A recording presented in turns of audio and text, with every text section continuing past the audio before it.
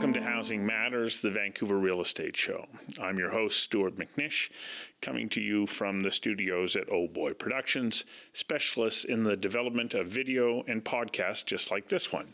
If you're looking to produce and distribute a cast, I encourage you to contact the team at Oh Boy. This week, we take a look at the impact of money laundering on the economy in general and the real estate market in particular. Based on two different reports that employ a wide range of assumptions, it is estimated that at the top end of the dirty money spectrum, BC's real estate market has been affected with an injection of up to $5 billion. Now, even if those estimates are off, the fact that dirty money can find its way into our economy only to be washed clean is reason enough to do whatever we can to stop the practice. Building an economy based on ill-gotten gains is a false economy, and worse yet, it promotes the idea that wrongdoing is somehow acceptable. One of the reasons Vancouver and Canada are attractive places to move to is our quality of life, which is built on the principles of honesty and integrity. We invited Tsur Somerville, one of the authors of the report, into the impact of money laundering in the BC real estate market, and Attorney General David Eby to join us to talk about the impact, what we know now about the methods that are used to hide the flow of dirty money, and what we can do to make Canada and BC less attractive to money launderers. Now to our first guest, Tsur Somerville. Mr. Somerville, welcome. Thank you. Hitting the airwaves over the last week and a bit is all this, I want to say, chatter around money laundering in the real estate sector. Right. First of all, there's outrage, and now I'm hearing, oh yeah, well, are the numbers real? Right. And then how does it work, and so Right. on. It was pointed out to me that you've got a pretty good handle on what's going on here. Can you explain what the mechanisms might be in which money laundering could happen, and how big of an influence you think that it has on the market? All right. So I would not say that I have a good handle on it at all. So let's just so you're being modest. Okay. No, I'm not. I mean, I'm a housing markets and a real estate person. Yeah. I'm not sort of the money laundering expert. Yeah. I'm on the how do we translate money laundering into real estate? So if you think about sort of our divisions of expertise on the panel, that's not my primary area of expertise. So the thing about money laundering in real estate is and again, this is a result of sort of things people have discovered sort of around the world over time in various different ways, is essentially there are a myriad of different ways that it flows into real estate. And so if you think about the issue with money laundering, the issue is taking dirty money, right, cleaning it, placing it, creating legitimate income out of it, and creating investments out of it, right? And so, it's not just I have a bunch of cash, what do I do with it, right? By definition, if the funds came from what is known as a predicate crime, and that's a predicate crime in Canada, no matter where the money came from, then it's money laundering, even if all you're doing is transferring things from one bank account to another here. If the original source is money that has its root in the commission of a crime, then anywhere along that process is money laundering. Okay. Right. So. And money laundering could also be wanting to take it from one country and give it legitimacy in another. So without it being criminal, but still. No, that's part of the layering process, right? Yeah. So to the extent that you're trying to hide the original sources, it's still criminal, right? But the action itself doesn't necessarily appear to be criminal, right? And so if you think about how you can do that in real estate, well, placing the money in real estate just as an investment and holding the asset, there, when you do that in a country with rule of law and protections and clear title, it's a very secure place of putting the money, particularly in a place like Vancouver where we've seen a lot of asset appreciation. So just it's so working back from the end going forward, right? There's that. If you're placing it in a building that is then rented out, then you have a stream of income which is now legitimate income, and you claim taxes on it. And if you're money laundering, claiming taxes can also be a very good thing because that's legitimizing the income, right? Al Capone didn't go to prison for killing people, right? He went to prison for tax evasion. Right. That's right. So having having an income flow, right, that is then taxed on is valuable that way. So investing in real estate and renting it out can be an appropriate thing, or you're just investing in assets that you're holding vacant because they're just a store. You can make loans. You can give a mortgage that has, again, sort of illicit sources of where those funds come from, create a mortgage that's now sort of a legitimate piece. Then the repayments of that mortgage are now taxes that right. Because one of the questions that was posed to me, well, as a developer or a seller, I can't take cash, right? And so there has to be another layer that gets filtered into this. It can be layered multiple times, and so the big money. We're not talking about the street dealer who's got $500 in his, $5,000 in his pocket and he's spending it today. We're not talking about that. We're talking about the millions and millions and millions and millions. That stuff's moving through layers of financial institutions around the world. It's getting loaned from one institution, one entity to another. So you can create shell companies that borrow from other shell companies, right? So you're doing this layering in different places and hiding it. That doesn't make it illegitimate. Right. So there could be a track record at some point, but it's going back through legitimate financial institutions where you start to say, oh, okay, well, that's clean money that's now coming in at this point, and then it's going into real estate. Well, that's what you hear from the industry here is we're not taking bags of money, right? That doesn't mean that it's not money laundering. Right. So if you think about then trying to figure it out, there's sort of two directions you can go. One is to try to start at the bottom and sort of percolate your way up, and that, in some extent, what the anecdotes in Peter German's report is doing, right? Yes. He's kind of doing that. We're taking a sort of top-down approach, which is saying, well, if this is you can start with, this is the total amount of crime and the total amount of proceeds of crime in the world, then total world money laundering can't exceed that. Right. True. Right. So we took more of a top-down approach, which then sort of says, well, how much of that is domestic and how much of that is moving around? Okay. What'd you find? So what we report is an estimated $7.5 billion, my number's right, of money laundering in 2018 in BC, and that's based on a percentage of GDP. Right. So we have data, because you need worldwide data on this, right? So we've got worldwide data 2010 to 2015 that gets matched with provincial data. So we get, we treat sort of different provinces in Canada as separate countries, right, in terms of sort of trying to estimate these flows. That gives you a base, and then based on financial flows and weighting and some calibration based on Dutch data, that gives you an idea of how the illicit flows then work as well. Right. And that's where the estimate comes from. So we estimate around, on average, 2.5% of GDP on the 2010 to 2015, then we extrapolate forward as a percentage of GDP. It's hard to know exactly, though. There's no exact. Because it's hidden. There's not an exact. This is an estimate. Yeah. Right? And the fact that it's an estimate, we're very upfront about the estimate, and we're very upfront about what the limitations are. But people tend to see a number and see a report that has equations and Greek letters in it, and that sort of gets and this is the speed of light kind of accuracy, and it's not.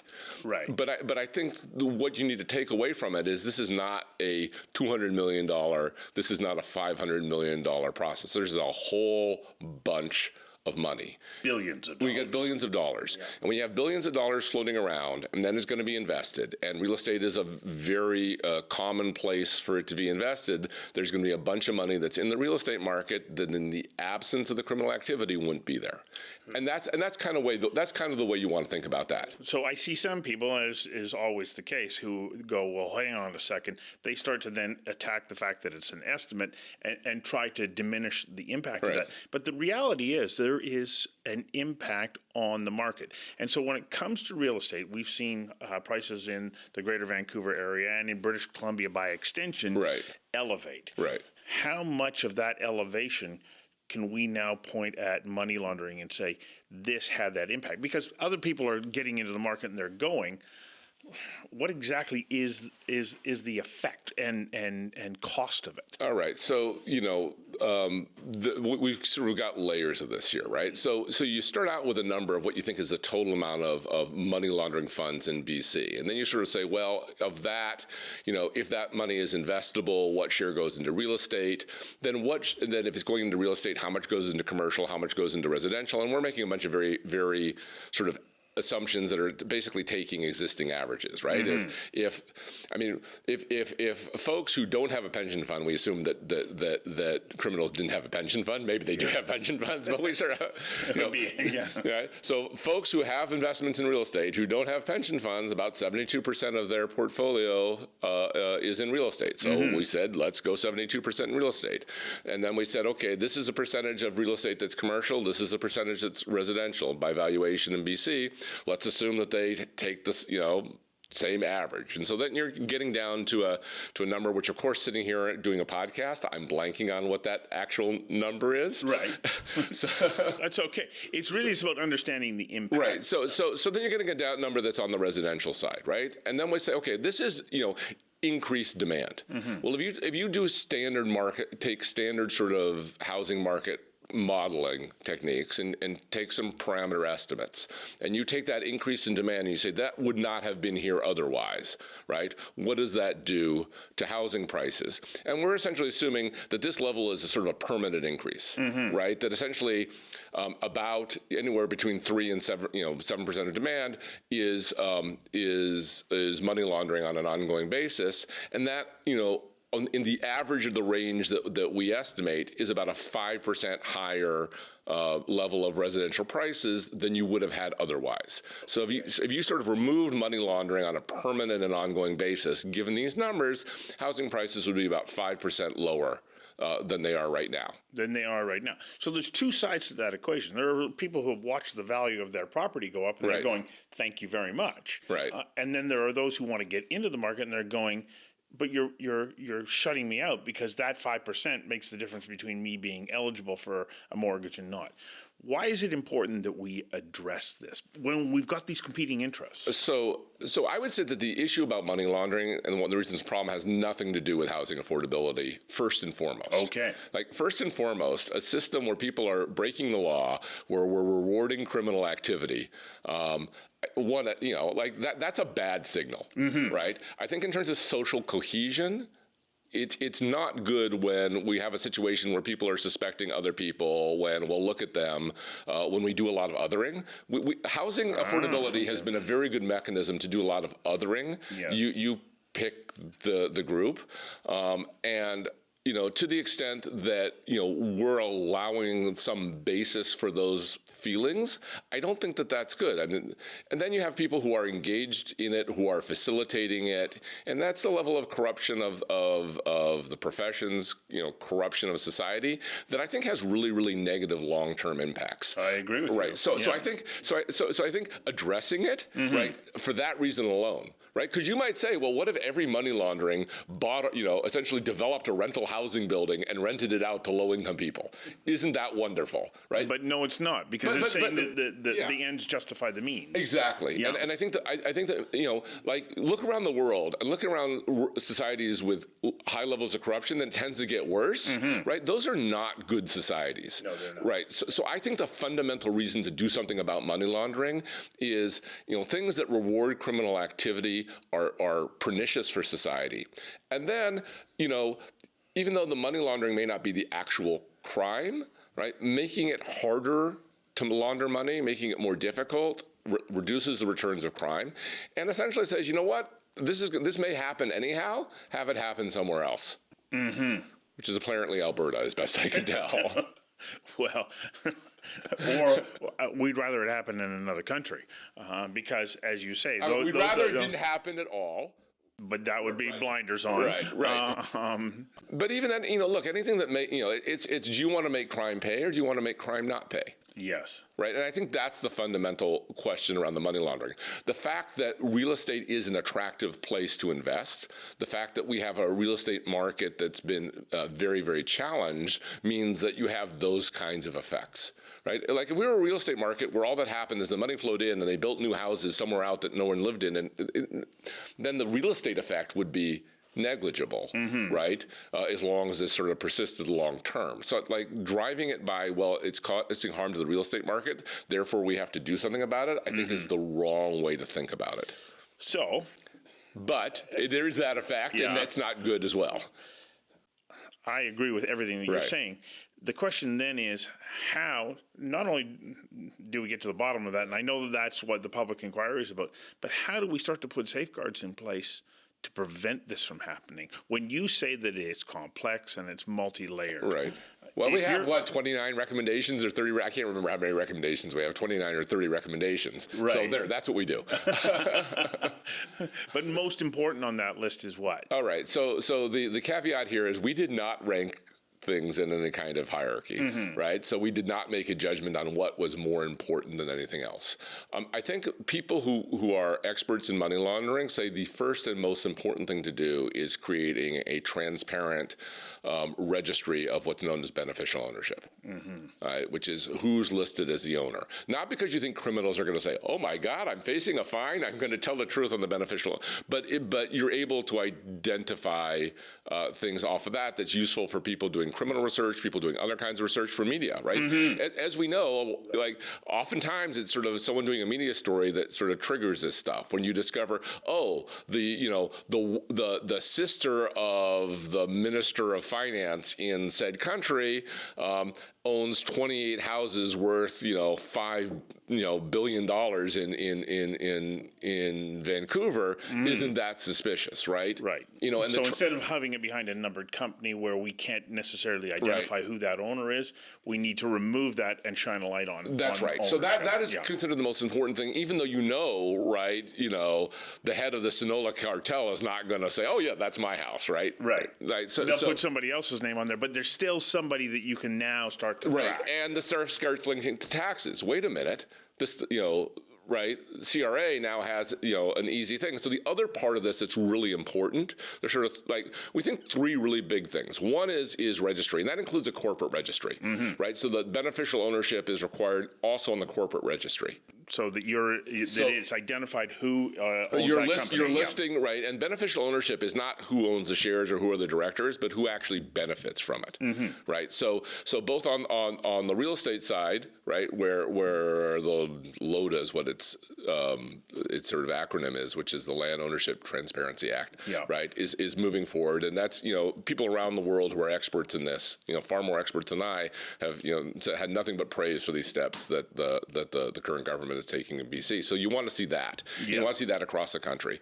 The next stage is corporate registry ownership, also being open and transparent. And you'll get companies that'll sort of scream about that. But you know what? Making it a little bit more difficult on companies to hide things, that strikes me as a relatively small cost to pay for greater societal transparency. Right. So that's sort of stage number one. Part number two is having some kind of entity that investigates financial crimes, that's dedicated to that and resourced to do that. And, I think the Dutch model on this is really, really impressive. They have a financial, I don't know if it's investigative or intelligence unit. Because they call it forensics and so on. Well, no, it's an FIU. So it's unit and financial. The question is what the I is. Right. I think it's financial intelligence unit that essentially is charged and mandated to investigating financial crimes. And they work both with the tax authorities and with the criminal authorities. So having a unit, not a unit that's embedded in the RCMP where it's under-resourced and you only get advancement when you bust criminals with guns, not, white collar. Because white collar crime is hard to investigate. It takes a long time, right? And so it's under investigated. So creating that mechanism. So that's number two. And number three is really on the data side, creating data frameworks that allow easy sharing and comparability across different data sets. So you don't need everything to be open and transparent, but you need, for instance, people doing the investigation to not have to spend 2 weeks trying to sort of unbundle sort of the misspelling of various bank names in the records, right? You need good data that's then easily linkable. Right. And it's quite ironic, right, that sort of, company big data that Google will sell to you, right now is better at doing this than the government data. And so... And we're kind of quirky about that, right? We went ballistic. Some people went went ballistic about sort of sharing bank information with Stats Canada, which is a relatively, secure way to do it. But they're more than happy to have Google and Amazon and Track Facebook. everything they do. Yeah. Everything you do, including all your movements. So, it's a little weird that way. Right. It's a trade-off. There's a certain amount of loss of privacy that we're probably going to have to give up if we want to deal with some of these things, but we've already given that up anyhow. Which we have. Right. And then it comes back to your point about what kind of society do we want to have? Do we want to have one where criminals can hide, or do we want to expose that and dampen down that kind of activity? Right. And I don't want the surveillance state in the name of cracking down on criminals, because that only goes in a bad direction for normal other reasons. For other reasons and for normal people, right? Yeah. But having Canada sort of be the nicest country to park and wash your money in doesn't strike me as the number one spot I want Canada to hold. Right, and then you've got another 26 recommendations, which we won't get into now. People can read the report. Right, and a number of them deal. We were charged with money laundering and abusive practices in real estate. So some of them are trying to address cleaning up things in real estate where sort of oversight or rules need updating. Yeah. So and I think those would have benefits as well. Right. Well, that's great. And it's just the beginning of trying to understand it. But I think... But fortunately, someone else is going to worry about that, apparently. Apparently for the next 2 years. But I wanted to have this kind of explanation for people who are interested to hear it from you, to be able to have a starting point. Yeah. To understand things. They can go read the report, and then we can pay attention to what the government's going to do about it. Right. And I think when you're reading the report, there's been a lot of sort of pushback, particularly from Alberta, yes, on the numbers. Right. And in terms of the total amount of money laundering. And I think we try to be very clear that, we're using a modeling framework to try to estimate this. We in no place think, oh, well, this is the exact definitive number. Yeah.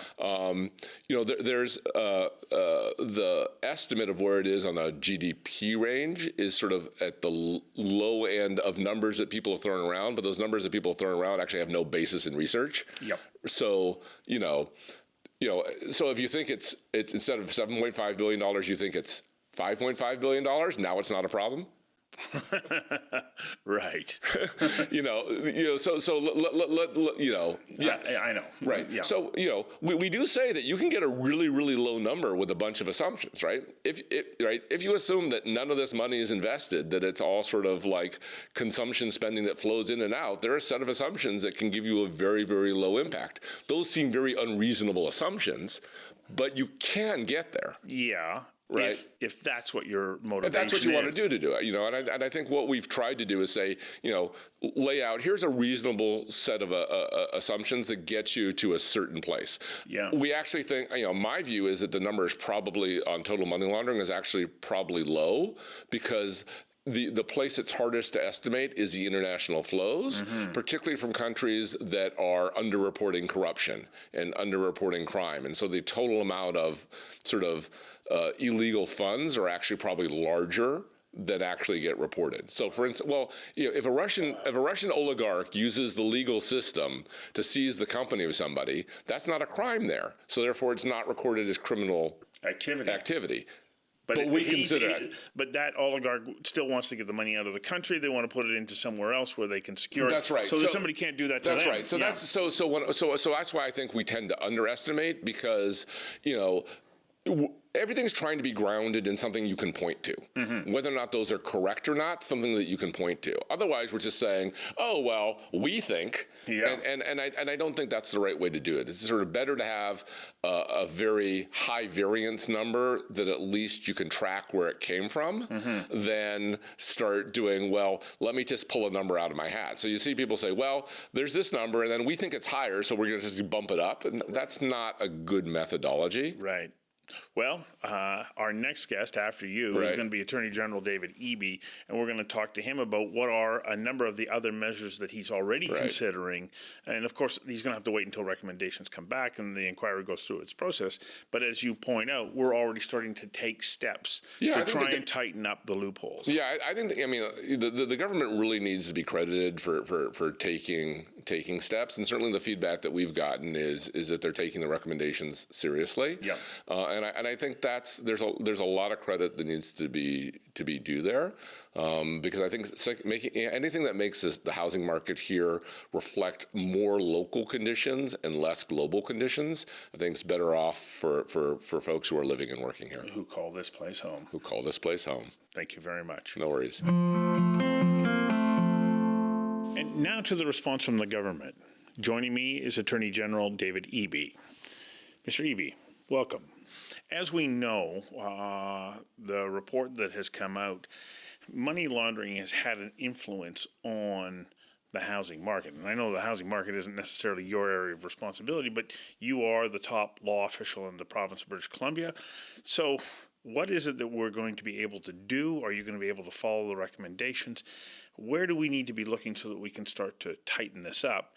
But more importantly, before we get into the nuts and bolts of how you're going to do it, let's talk about why it's important that we clamp down on money laundering activities. Sure. I mean, it's interesting. A couple times I've done a bunch of presentations about what was happening in our casinos and the issue broadly. And I've had on more than one occasion people say, well, it's going to get done somewhere. And there are some benefits that flow potentially from having money going through our economy, even if it's from a bad source. And a lot of people have done well by cashing out in the real estate market. And, are we even going to be able to stop it? And maybe we've got other priorities. What they're really saying is, some people are profiting from this activity. Can't we keep it going? And is it really a good idea to stop it? So the short case is, number one, when you have an economy that's set up, whether intentionally or otherwise, to facilitate money laundering, you attract criminals. Mm-hmm. So you're attracting criminals. The groups alleged to be involved in BC, the Sinaloa cartel out of Mexico, Middle Eastern organized crime, Asian organized crime, and just domestic organized crime. To name but a few, because there are other international agencies that would be looking for places to launder money as well. That's right. So we've managed to attract these groups from around the world to operate in British Columbia because of our lax and permissive oversight mechanisms. That's one problem. You attract more criminals. The second is your professions, lawyers, accountants, real estate agents, you name it, get drawn into this, and then you have an issue of corruption. So the institutions that people are supposed to have confidence in, they don't have confidence in anymore, and it leads to further corruption. The third piece is the money comes from crime, and so what you're doing is when you have a gunfight in Vancouver, a targeted hit, or in Surrey or in Kelowna, or gangs are operating in your neighborhood, they're fighting over is the proceeds of crime. They're fighting over the money that's being laundered, and so you're facilitating and making it easier for those criminals to launder their proceeds and to operate as criminals and make it more profitable to be a criminal. Mm-hmm. And so it leads to increased violence, and then also, the specific activity in our casinos was linked to the fentanyl overdose crisis that we face, like more than 1,000 deaths a year, expansion of our coroner's service because there's so many dead that we can't even manage it, young people just trying drugs for the first time, experimenting, long-time drug users dying in significant numbers, incredibly tragic. So we've got deaths, we've got crime, we've got corruption that comes from this. There are lots of reasons to believe that this costs us significantly more than it contributes. And then the type of economy that it creates, one of vacant homes, vacant condos, unaffordable real estate for actual productive industries, mm-hmm. they're in competition with for housing. They're trying to recruit employees, and the employees won't come here because crime is more profitable, and people are trying to bid into the housing market, and they can't get in because the criminals are more willing to pay to launder the money. It's incredibly corrosive. And then there's this underlying feeling that people get, I play by the rules, I pay my taxes, working hard, and I'm competing with criminals, and what the hell? Why am I bothering to follow the rules if mm-hmm. I'm competing with people who aren't, and there's no consequences for that? So all of those reasons are legitimate reasons for us to say, yeah, we need to clamp down on this. Because the last thing that we want to do is have a demoralized citizenry and overinflated prices on a wide variety of different things.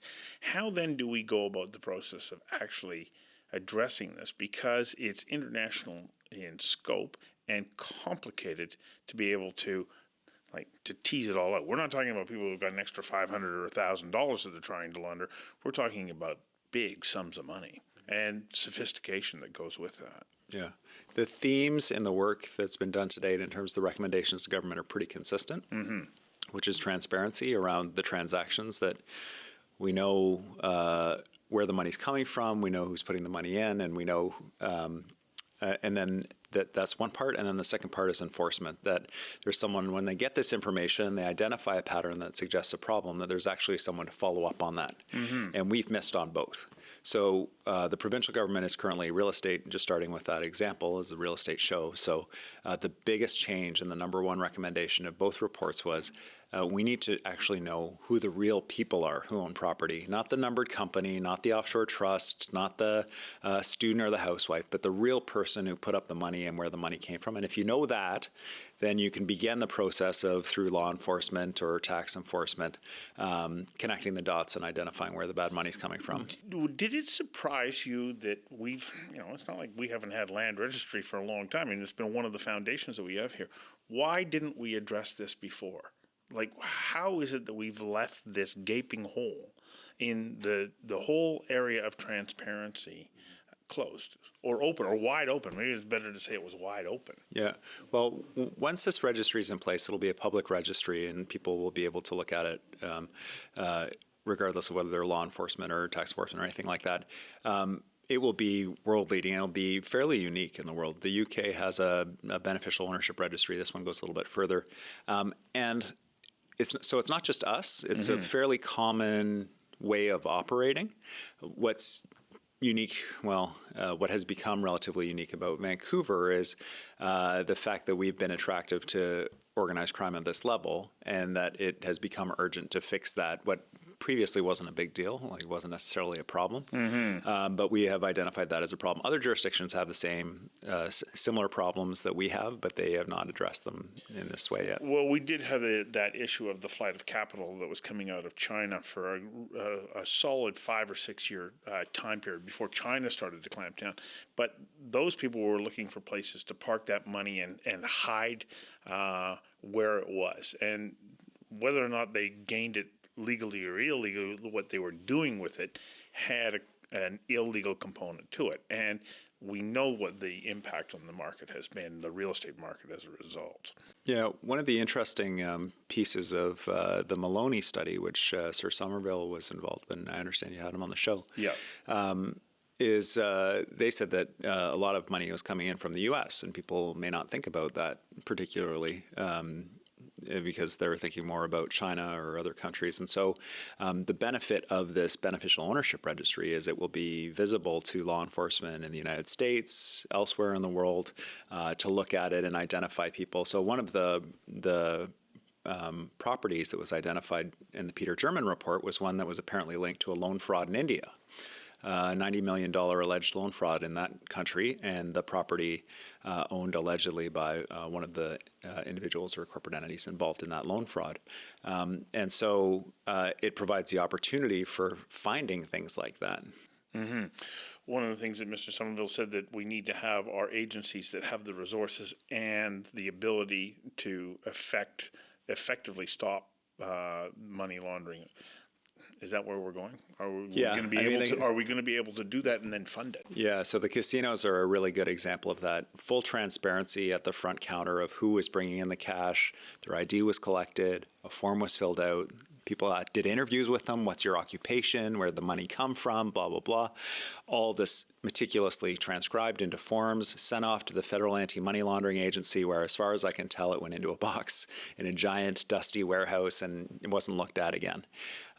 We know every person that brought this money in to the casino over a period of about 2008 to December 2017, hundreds of millions of dollars in bulk cash, and yet incredibly limited enforcement. It was only when there was a $1.2 million single cash transaction at the casino in 2015 that law enforcement began to get involved. And even then, that was just one entity in one group called Silver International. It wasn't the the broad scope. So just having reporting, just having transparency isn't enough. You need enforcement. Yeah. We're working with the RCMP and municipal police to design a provincial enforcement team, because even though a lot of this is federal, international currency flows and federal RCMP and federal anti-money laundering agencies, we just can't wait for the federal government on this. We need to have provincial level enforcement. And we're hopeful to have support from the feds financially for it, but if not, we're just going to go ahead and do it. What's the timeline here? I know that we're going to have a public inquiry and there's going to be all sorts of information that comes out, but I think that people are saying, okay, well, can you act now, and what are the first steps that you can put in place? So I think we've got a roadmap for reforms from the reports we've done to date, the beneficial ownership registry and other reforms related to luxury cars and the casinos. In terms of the enforcement piece, we're working as quickly as we can. It's a challenge to stand up a new police team urgently. And what we want to have are people who are highly qualified, and it's difficult. So, and we also don't want to duplicate things that are already happening. So that work is happening right now. Well, and it's specialized work too. Once you start to get into the movement of money at an international level, you need a particular level of expertise to be able to identify what is and isn't a legitimate transaction. That's right. And the experts who have talked to me about this have said you can't underestimate the significance of the problem that we face in terms of the fact that we're starting from almost zero on this. We used to have dedicated teams that were expert on this issue, and they were gradually pulled over and eliminated because the focus became anti-terrorism work after September 11th. And so they were all pulled over. Those teams were dismantled. A lot of people have retired. Young officers weren't trained up in financial crime. And so it takes a while to get people up to speed. So we're trying to shortcut that as much as possible by taking a little more time and setting it up at the front end. But I mean, basic things have been done, like just saying to the casinos, you can't accept bulk cash anymore unless you know exactly where it came from and you can prove it. Now, there have been complaints from some of the casinos, not to us, but to their investors about the impact that's had on their bottom line. And to be frank, they've actually been okay about it in terms of our interactions are fully supportive of what we're doing, and they understand why we're doing it, and they're not complaining about it. We had Deloitte in to make sure that they were following the rules, and they're following the rules now. So these basic changes we have issues around post-secondary accepting bulk cash. It was identified in one of the recent reports, and we have issues around luxury cars and a provincial program that gave PST breaks for people exporting luxury vehicles out of BC. It appears to be used for trade-based money laundering. And then real estate, we talked about it. So there are big changes that are underway or that have been implemented already. So it's happening right now, and it will be happening at the same time as the public inquiry. And as the public inquiry identifies, it feels funny to talk about it publicly now, actually, because we just announced it. Right. It's been like, it was so, oh man. But as the public inquiry proceeds, and if they identify something, then we'll be able to act right away. We won't have to wait for recommendations or these kinds of things. Well, the most important part right now is that we're sending a signal that says we're clamping down on this, and that may help to also divert intended funds that might have been coming here otherwise. Yeah, it's really target hardening, right? I mean, to eliminate, you're not going to eliminate crime. You're not going to eliminate the profits that come from crime. There are some really repressive countries that should be far more successful at eliminating drugs and the profits from drugs, for example, and they still have drug markets and they still have profits from drug crime. So we're not going to eliminate it. What we can do is make it a lot harder and to avoid attracting international groups to come to British Columbia to launder money here because it's easier. So we'll make it as difficult as possible. We're sending the message unambiguously that times are changing here. Yep. And if you're coming to set up shop, this is not the place you want to be. And I think we're having some success with that. I just want to go back and touch on one other point, because you surprised me a little bit when you were talking to me about or mentioning the fact that a lot of this money was coming in from the United States. But do we know the original source of those funds at this point? And that may be that complex weave that money gets moved around in to clean it up. Yeah, so the findings of both reports were unambiguous about some of the challenges of knowing where the money comes from. So, for example, you can have a transfer from anywhere in the world electronically into a lawyer's trust account in British Columbia to buy property. The lawyer can act as a realtor to purchase the property. And because it's a lawyer, there's no obligation to report to FinTrack. There's solicitor-client privilege. It can be owned by a corporation where the sole director is the lawyer. So even the individual who's hired the lawyer is invisible. So you can completely obscure the source of funds, who the client is, who the purchaser of the land is, and we have that system right now in British Columbia. And so that is a visibility challenge. It's ones and zeros, as Peter German said, coming in from international wire transfers, and it could be anywhere in the world. As I said, one of the examples was a loan fraud in India. So, but we also know where some of the other money came from. The $20 bills, the stacks of $20 bills, was from proceeds from the drug trade in British Columbia, linked to fentanyl. Yeah, I'm thinking in relationship to real estate, of course, because that is the focus of this show. But as you're talking about the fact that a lawyer can receive these funds, well, they may be receiving them from another lawyer in a country that's received them from somewhere else. Oh, absolutely. And somewhere else. Yeah. And so it makes it even more difficult for us to identify exactly what the source of that is. And if we can't, then, well, we see what the impact is. Yeah, the anti-money laundering experts called that layering. So placement is the first where you have all this bulk $20 bills, you get it into the system, and then you start layering transactions on top of each other, different banks, different entities, real estate, sell the real estate into something else, and then you are able to obscure the original source of the funds because there's so many different layers. And give it the appearance of legitimacy. That's right. Which is a false appearance, and we don't want to be living in an environment that has a false economy and this false sense of security. That's right. Good luck. Thanks. Thanks for coming in. Thanks for having me. Yeah. Now, that wraps up today's show. But just before we go, have you heard about the NDP's plan to take control of over 4,000 non-government seniors home care workers? BC seniors and their families were never consulted. Worst of all, it could disrupt services and cost taxpayers up to 25% more. Please visit handsoffmyhomecare.ca and tell your MLA it's time to pause this plan. And one last thing. Just before we go, I want to acknowledge Arnold Chang, Greta Gibson, and Derek Hayter, without whom this show would not be possible. What a great team. I'm Stuart McNish. Thanks for joining us on Housing Matters, the Vancouver Real Estate Show. See you next time.